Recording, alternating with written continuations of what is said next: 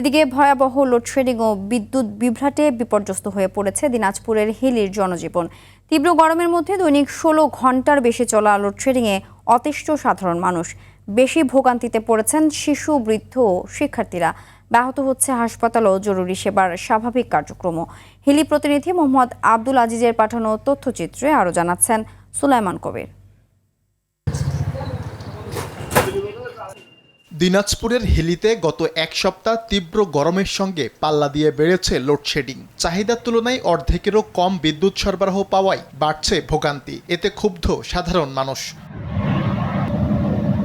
স্থানীয়দের অভিযোগ, দিন কিংবা রাত ২৪ ঘন্টার মধ্যে বিদ্যুৎ থাকছে মাত্র ৬ থেকে ৭ ঘন্টা। এতে বেশি বিপাকে পড়েছেন শিশু ও বৃদ্ধরা। টেবিলমুখী হতে পারছে না শিক্ষার্থীরা।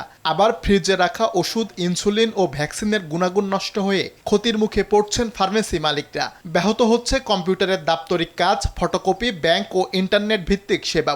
ঠিকমতো চার্জ না হওয়ায় অটোরিকশা চালকরাও পড়েছেন বিপাকে। কারেন্ট না থাকার কারণে আমরা গাড়ি ঘুরি ঠিক মতন কাজ করতে পারি না। ১ ঘন্টা বিদ্যুৎ না থাকলে পরে একটু আসলে ২০ মিনিট থাকে, আবার চলে যায়। একবার গেলে ৩ ঘন্টা ৪ ঘন্টা পরে আসে। সারাদিন আমরা পরিশ্রম করি, রাত্রে বাসায় যায় যে ২ মুঠো খায় শান্তিতে ঘুমাবো, এটা আমাদের জন্য অসম্ভব হচ্ছে। ভ্যাকসিন, তারপর সার্জারি, এগুলো গুণগত মান নষ্ট হয়ে যাচ্ছে।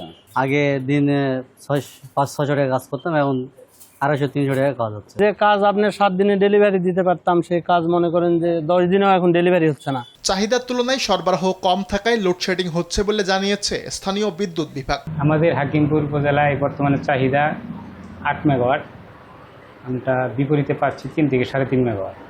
মাঝে মাঝে আবার ফুল লোড দেয়, মাঝে মাঝে যখন বিদ্যুতের ঘাটতি হয় তখন আমাদের লোড বরাদ্দ করে দেয়। বরাদ্দ অনুযায়ী আমাদের লোডশেডিং করতে হয়।